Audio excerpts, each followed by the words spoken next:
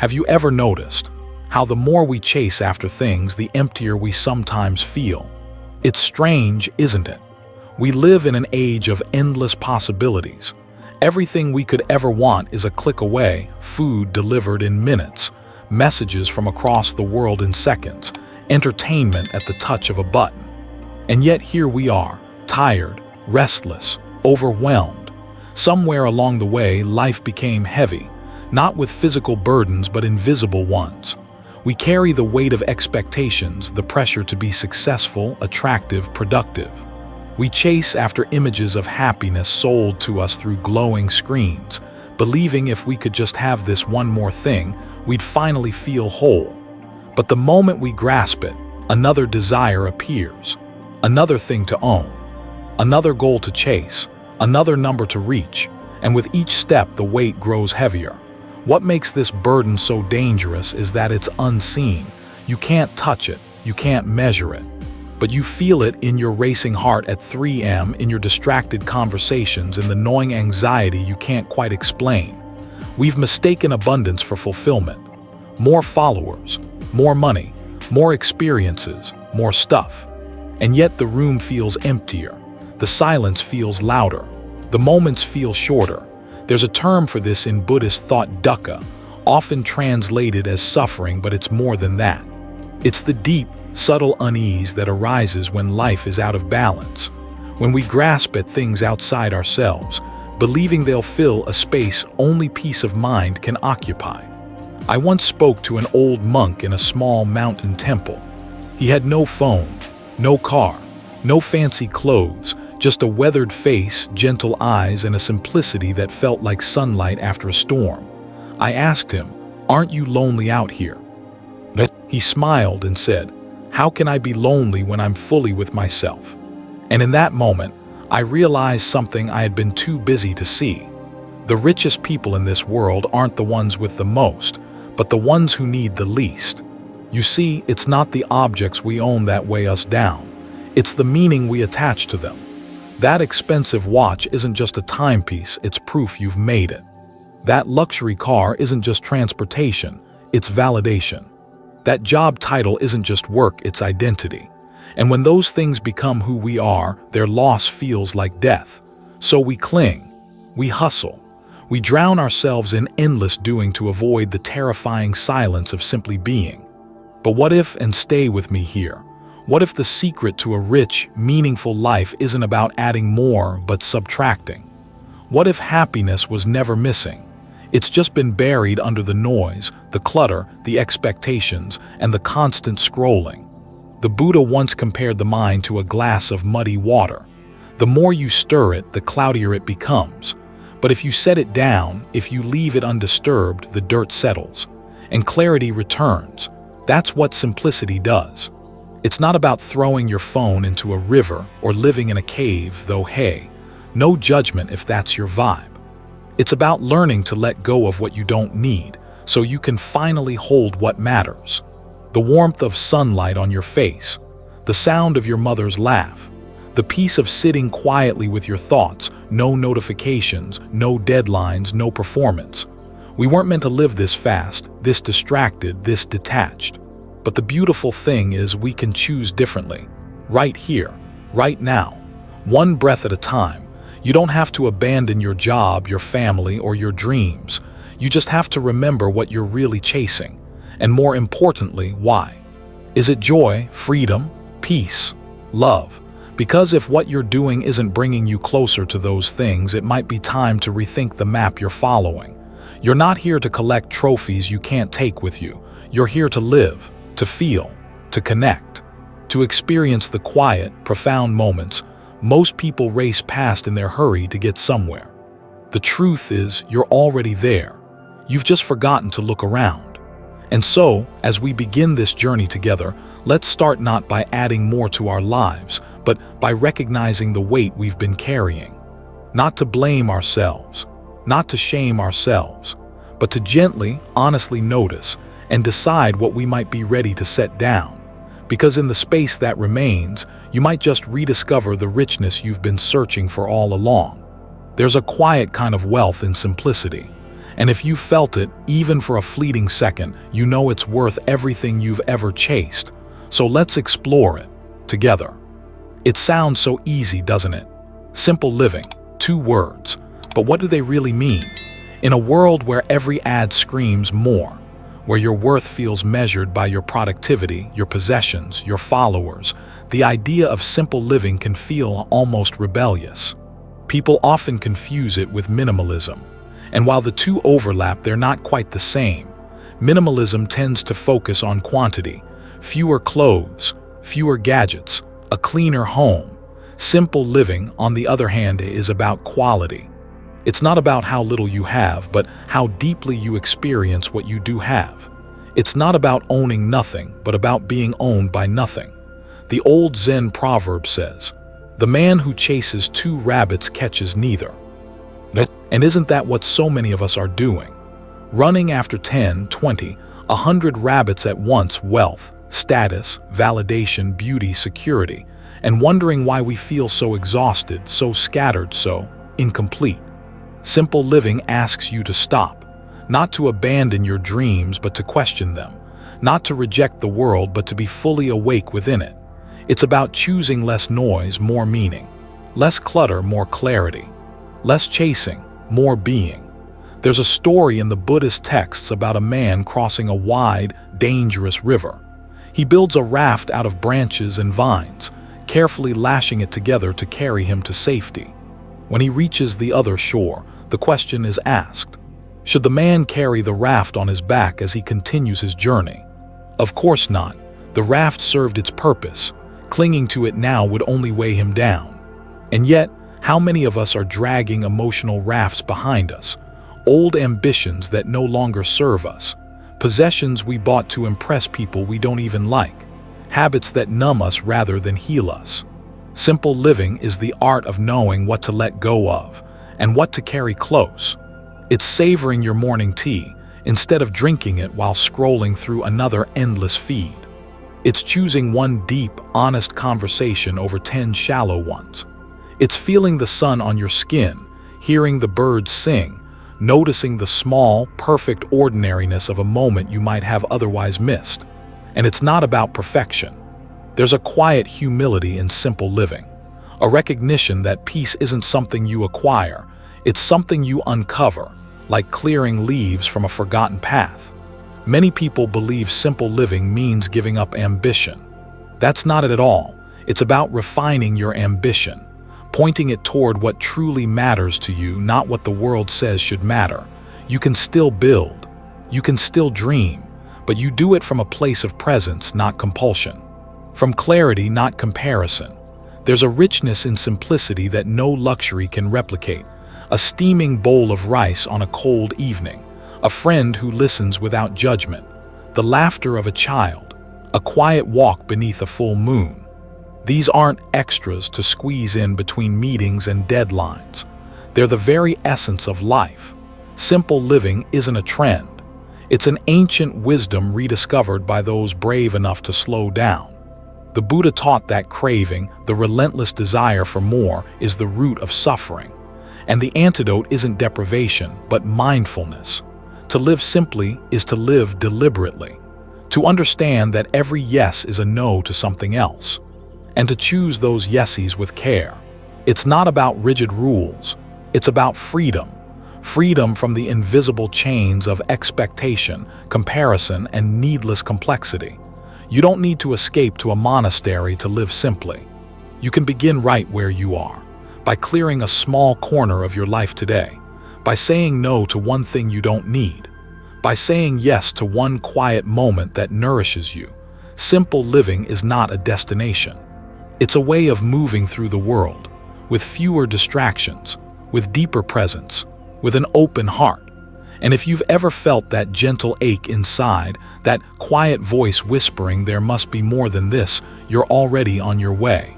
Not toward emptiness, but toward the kind of fullness that can't be bought or liked or measured. The kind you feel in your bones, in the steady rhythm of your breath, in the peace that comes from no longer chasing what you don't need. And that, my friend, is where the true richness begins. Now that we've uncovered what simple living truly means, let's go deeper, because it's one thing to understand it in theory, and quite another to bring it into your daily life. We've been taught almost from the moment we could speak that richness is something outside of us. A new car, a bigger house, an impressive job title, a luxurious vacation. We chase these things believing they'll fill that quiet, aching space inside. And for a moment, maybe they do. The thrill of the purchase, the rush of recognition, the fleeting comfort of applause. But like a cup with a hole in the bottom, no matter how much we pour in, it never stays full. Why is that? Because what we've been told is wealth isn't wealth at all. There's a story told by Buddhist monks about a king who ruled over vast lands, owning treasures beyond imagining. Yet despite his riches, he felt restless, incomplete. One night he summoned a wise sage and asked, "What must I do to find peace?" The sage smiled gently and replied, "Give away all you own." The king frowned. "Must I live like a beggar?" The sage shook his head. "Not your possessions, your majesty, your attachments." And there it is, the difference most of us never learn. It's not what you have that binds you, it's how tightly you hold it. True richness isn't found in things. It's in experiences, in presence, in your ability to sit quietly with yourself and feel content. It's in knowing that no possession, no title, no external validation can add to or subtract from your worth. That you, as you are in this exact moment, breathing, feeling, existing, are already complete. There's a reason why those who have the least often seem to smile the most. I once met a farmer in a small, remote village. His home was no larger than a single room, his clothes faded and mended by hand. And yet, he carried a lightness in his eyes I'd rarely seen in any CEO or celebrity. Over tea, I asked him if he ever wished for more. He chuckled softly and said, "Why chase what will rot and rust when I already have the sky, the earth, and the people I love?" His words, so simple, so unpretentious, settled into my chest like a stone sinking to the bottom of a still pond. It's not about denying yourself pleasure. It's about recognizing where lasting joy actually lives. The Buddha once described the difference between fleeting pleasure and lasting happiness. Pleasure is like a spark, bright, thrilling, but gone in an instant. Happiness, real happiness, is a steady flame. It warms you through the long, cold nights. It isn't loud or boastful. It hums quietly beneath the noise of the world. True richness comes from cultivating that inner flame. It comes from knowing who you are when there's no one left to impress. From being at peace with your own thoughts. From savoring the little, easily missed beauties, the way light filters through leaves, the sound of rain against your window, the softness of a loved one's hand in yours. It's in living not from a sense of scarcity, but from an awareness of abundance. Because abundance has never been about how much you have. It's about how deeply you appreciate what you do. When you realize this, the world itself changes. A simple meal tastes like a feast. An ordinary morning feels like a gift. A quiet evening becomes a sanctuary. This shift from seeking to seeing is where true richness lies. And the beautiful, liberating truth is, it's always been available to you. It doesn't require money. It doesn't demand status. It asks only for your presence. There's a passage from an ancient Buddhist sutra that reads, "The foolish seek happiness in distant lands. The wise grow it beneath their own feet." How often do we postpone our joy, waiting for the promotion, the perfect partner, the dream house, the someday? But someday is an illusion. And meanwhile, life, raw, imperfect, precious, is happening all around you. The laughter of a friend, the warmth of sunlight on your face, the quiet resilience in your own heartbeat. These are the treasures no thief can steal, no market can price, no time can erode. And so, the invitation is this, to turn inward, to unclench your grasp from what the world tells you is valuable, to recognize the immeasurable wealth you already carry within. Because when you do, you'll find a richness that outlives fortune, fame, or applause, a wealth of peace, a fortune of presence, a treasury of simple, sacred moments. And it's waiting for you, right here in this breath. What if the thing holding you back wasn't the weight of the world, but the weight of your own grasping hands? We live in a culture obsessed with accumulation. More things, more followers, more achievements, more control. And somewhere along the way, we start believing that to hold tightly is to be safe, that to let go is to lose. But what if the opposite is true? In ancient Buddhist teachings, there's a parable about a man crossing a vast river. To make his journey, he carefully builds a raft out of branches and reeds. It carries him safely across turbulent waters. But when he reaches the other shore, he clings to the raft, refusing to leave it behind. He drags it through forests, over mountains, through valleys. The very thing that once saved him now weighs him down. We do this too. We carry old stories, old fears, old identities long past their usefulness. We grip tightly to expectations of how life should be, how people ought to act, how we must perform. And in doing so, we chain ourselves to a past that no longer exists or a future that hasn't yet arrived. Letting go isn't about abandoning responsibility. It isn't about apathy or indifference. It's about releasing the illusion that we can control everything and discovering peace in the flow of what is. Have you ever watched a child playing with a balloon? They hold it with delight, but when it slips from their fingers and floats into the sky, they don't collapse in despair. They watch it rise with wide eyes, trusting the sky to carry it where it will. That's what freedom feels like. It's learning to hold your experiences, your joys, your losses, your successes, your regrets, with open hands, to savor them when they arrive, to mourn them when they leave, but not to grip so tightly that you bleed from the effort. The Buddha spoke often of this principle, known as non-attachment. It's not about rejecting life's pleasures or denying emotion. It's about seeing the transient nature of all things. That praise and blame come and go. That gain and loss rise and fall. That birth and death dance in endless rhythm. When you accept this not as a concept but as a felt truth in your bones, you begin to loosen your grip. And in that loosened grip, space appears. Space for peace, for gratitude, for presence. I once spoke to a man who had lost everything in a fire: his home, his belongings, even precious family photos. When I asked him how he endured the loss, he said something that never left me. I realized that while the fire took my things, it couldn't take my heart. And that's the secret. You'll lose people. You'll lose opportunities. You'll lose the image you once had of who you were supposed to become. But none of those losses can touch the quiet, steady awareness at your center. The unshaken core of who you are beyond circumstance, beyond story, beyond name.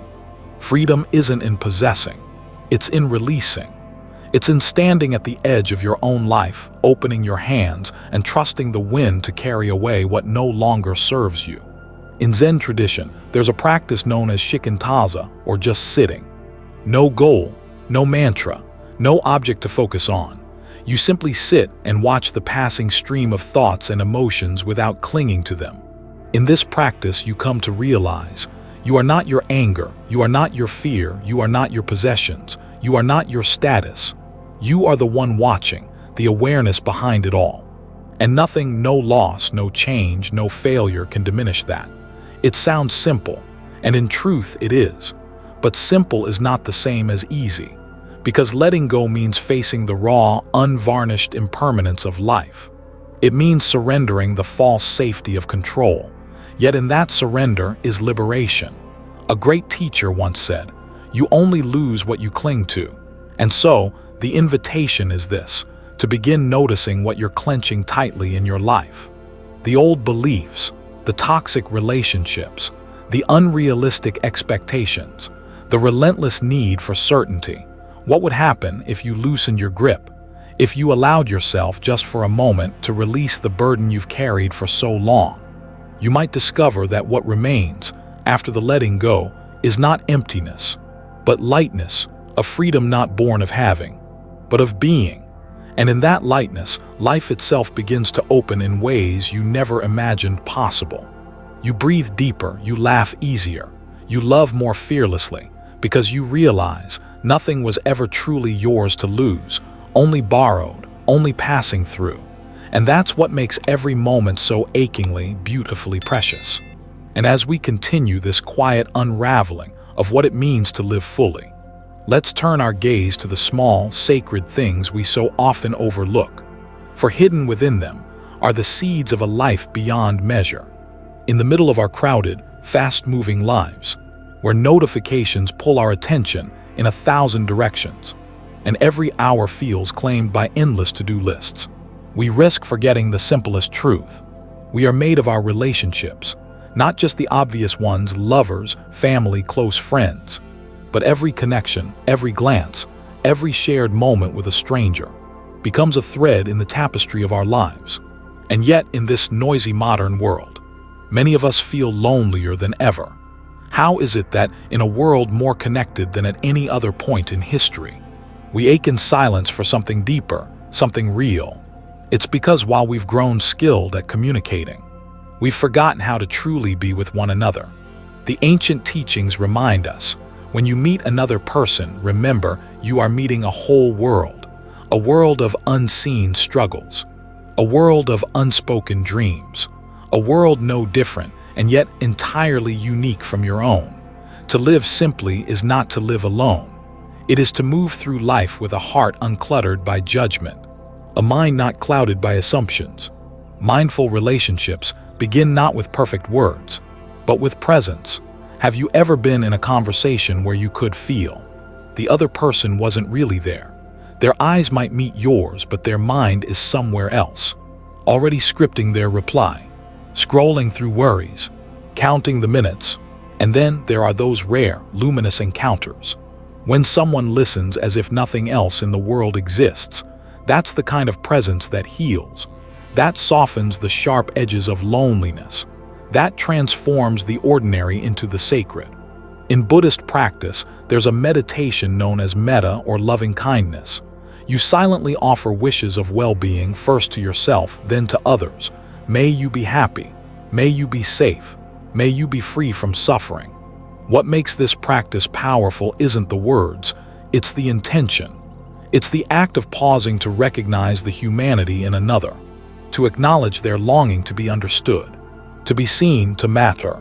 Imagine what your relationships might feel like if you approached each person, even for a brief moment, with that awareness, not as obstacles, not as means to an end, not as background noise to your ambitions, but as sacred mirrors reflecting parts of yourself you have yet to meet. A friend once told me a story about an elderly monk in Japan. This monk, though advanced in age and respected by many, would personally sweep the temple grounds each morning, and when visitors arrived, he greeted each one as if they were an honored guest, even if it was their first time there. When asked why he gave so much attention to such ordinary interactions, he smiled and said, "In this brief life, we meet each other for only a handful of heartbeats. It would be foolish not to treasure every single one. And isn't that the truth? We are so quick to postpone our presence. We tell ourselves we'll call tomorrow. We'll listen more deeply next time. We'll make time for those we love when things settle down." But life, as it turns out, rarely waits. Mindful relationships are built not in grand gestures, but in these small, seemingly inconsequential moments of attention. A silent hand on a shoulder, a shared cup of tea with no need for words. An honest "I hear you" when someone dares to speak their pain aloud. The Buddhist master Thich Nhat Hanh once wrote, "When you love someone, the best thing you can offer is your presence. No advice, no solutions, just your full, unguarded attention." This is especially vital in a world where people often measure worth in productivity, where relationships are sometimes reduced to transactions, where we scroll past birthdays, confessions, cries for help, because we're too busy chasing something else. But here's the secret: real richness, the kind that fills the soul, not the wallet, comes from connection. When you strip away the possessions, the titles, the roles we play, what remains is the quality of the relationships we've nurtured. And to nurture them, we need to slow down, to listen, to see the other person not as a distraction or a duty, but as an entire universe of joys, grief, memories, and untold stories. The next time someone speaks to you, pause, not just to hear their words, but to sense what's beneath them. The unspoken fears, the quiet hopes. Be the one person in their day who doesn't rush them, and notice how that moment transforms you too. Because mindful relationships aren't about fixing other people. They're about dissolving the barriers within ourselves, the impatience, the judgment, the need to control. When those fall away, what's left is a simple, profound meeting between two beating hearts. And in a world as chaotic as ours, what could be more revolutionary than that? As we continue to explore this art of simple, meaningful living, it's time to shift our gaze inward once again, to rediscover the quiet beauty hidden in the ordinary moments we so often overlook. For within them lies a richness no possession could ever rival. Somewhere between the extremes of indulgence and deprivation, between chasing every fleeting desire and denying yourself the simple joys of being alive, there exists a path, quietly waiting for those wise enough to walk it. The ancients called it the middle way, and though it was spoken by the Buddha over 2,500 years ago, it might be the one teaching our modern world needs most. We live in an era of extremes. We're told to hustle harder, love louder, live faster, and consume endlessly. And when that leaves us exhausted, we swing in the other direction, retreating, cutting ourselves off, preaching minimalism as if less is automatically more. But here's a secret the Buddha revealed beneath the shade of the Bodhi tree. Neither extreme leads to freedom. Excess and emptiness are two sides of the same restless coin.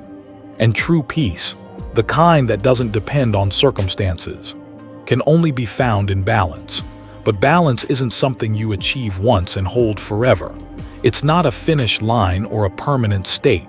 It's a living, breathing practice, a way of moving through the world with awareness, adjusting gently as the winds of life shift around you. Imagine standing on a narrow bridge, swaying slightly in the breeze. If you stiffen, you fall. If you lean too far in either direction, you lose your footing. But if you remain soft, alert, and centered, you stay upright. That's the middle way, not a compromise, not mediocrity, but a conscious choosing of what serves your deepest peace in each fleeting moment. In our daily lives, this means allowing yourself to savor a warm meal without guilt, but not numbing your loneliness with overindulgence. It means embracing ambition and creativity without being consumed by the need for external validation. It's learning to love without clinging, to let go without apathy. Balance is subtle, and sometimes it requires walking straight into your discomfort. In Buddhist texts, there's a famous parable. A musician approached the Buddha asking how to live rightly. The Buddha asked him, "How do you tune your lute?" The musician replied, "If the string is too tight, it will snap. If it's too loose, it won't play." And the Buddha smiled. It's the same with the mind. Too tense and you'll break, too slack and you'll drift. So much of modern stress comes from chasing one extreme, while demonizing the other. We measure worth by productivity until burnout comes, then swing into avoidance and numbness. The middle way invites a gentler rhythm. Work when it's time to work. Rest when it's time to rest. Speak when words are needed. Be silent when presence speaks louder. It means setting boundaries without closing your heart, being generous without depleting yourself, enjoying pleasures without being a prisoner to them. And the beauty is, the more you live this way, the clearer your natural wisdom becomes. You stop needing rigid rules and dogma to tell you how to live. Your own inner sense of balance guides you. Notice how your body feels after certain conversations, how your spirit responds to certain habits, what makes you lighter and what leaves you heavy. Balance is found in listening, in noticing, in adjusting gently, moment by moment. There's a kind of wealth that comes from mastering this art, not the kind measured in possessions or achievements, but in quiet contentment, in waking each day not with dread or manic ambition, but with steady gratitude for the ordinary grace of being alive. The middle way doesn't promise that life won't hurt, or that storms won't come. but it offers you a way to meet those storms without drowning in them, to savor joy without clutching it so tightly that it slips through your fingers. It teaches you how to bend without breaking, to stand without hardening, to love without losing yourself.